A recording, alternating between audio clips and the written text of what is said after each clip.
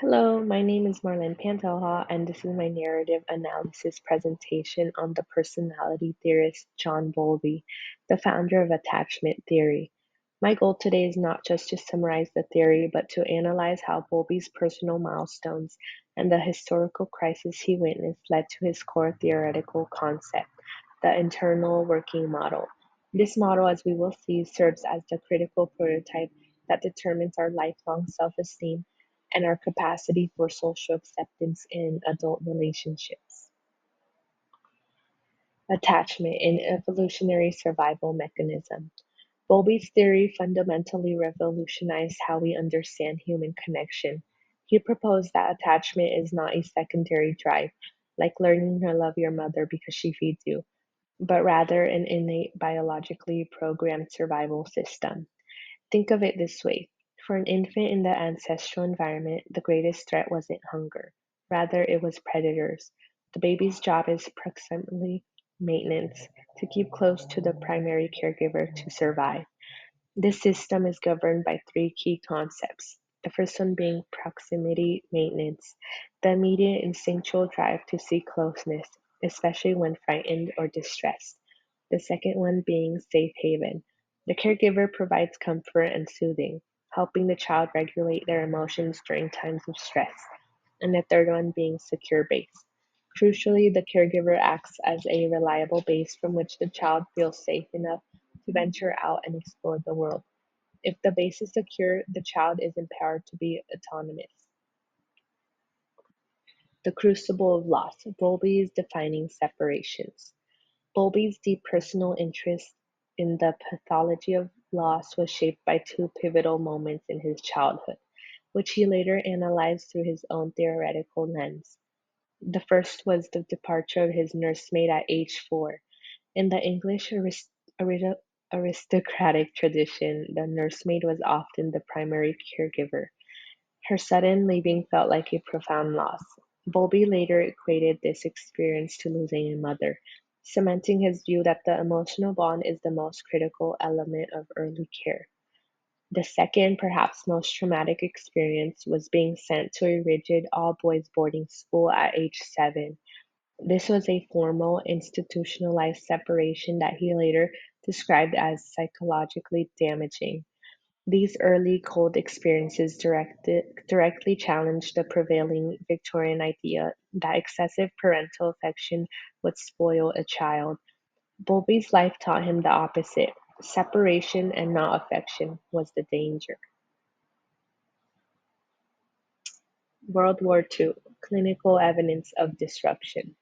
If Bowlby's personal life gave him the motivation for his theory, the two world wars provided him with the large scale clinical evidence. The major world event that shaped his research was World War II. He worked with children who were evacuated and hospitalized during the Blitz. He observed the sequential, predictable reactions to prolonged separation: protest, crying, demanding the caregiver; despair, passive sadness and hopelessness; and finally detachment, emotional withdrawal and indifference. This observation led directly to his famous 44 juvenile thieves study. Bowlby found that a significantly high percentage of delinquent boys diagnosed with what he called affectionist psychopathy had experienced early prolonged maternal separation. This provided a stark clinical example of how disrupted attachment leads to a lack of empathy and an inability to form deep social bonds, which is a direct link to a struggle with social acceptance later in life. The biological revolution: integrating ethology. Bowlby's theory gained academic acceptance because he positioned himself at the convergence of three competing psychological schools of thought. He rejected Freud's view that separation anxiety was merely an unconscious fantasy. Bowlby argued it was a rational response to real danger, which is rooted in survival. He also rejected behaviorism, which claimed that the child becomes attached because the mother is associated with the learned pleasure of feeding. Bowlby demonstrated that comfort and safety are the primary drivers of attachment, not food. The influence that provided his theoretical foundation was ethology, the study of animal behavior, particularly the work of Konrad Lorenz on imprinting. This ethological lens allowed Bowlby to frame attachment as a biological evolutionary strategy, shifting the entire field toward a natural science approach. IWMS, the prototype for self-esteem and social acceptance. The most powerful enduring concept in Bowlby's legacy is the eternal working model, which is the mental template we carry throughout life. The IWM is established through those early caregiving patterns, and it has two critical dimensions: a model of the self and a model of others. A secure IWM, formed by consistent responsive care, teaches the child two things: I am worthy of comfort and love, leading to high self esteem, and others are reliable and available. This makes intimacy easy, resulting in successful social acceptance and healthy adult relationships. Conversely, an insecure IWM leads to low self worth, anxiety, fear of rejection, or avoidant behaviors.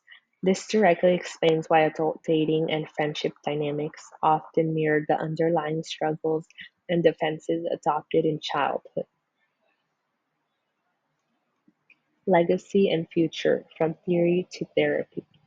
Bowlby's legacy was secured by his key partner, Mary Ainsworth, who developed the strange situation procedure, allowing researchers to actually test and operationalize the theory by categorizing babies into secure and insecure attachment styles. Clinically, the theory is now a foundation for numerous therapies, most notably emotionally focused therapy or EFT, which uses attachment principles to help adult couples address their IWMs and repair their social bonds. While the original theory was criticized for monotropy, the overemphasis on a single primary caregiver, modern psychology accepts that multiple secure attachments are possible.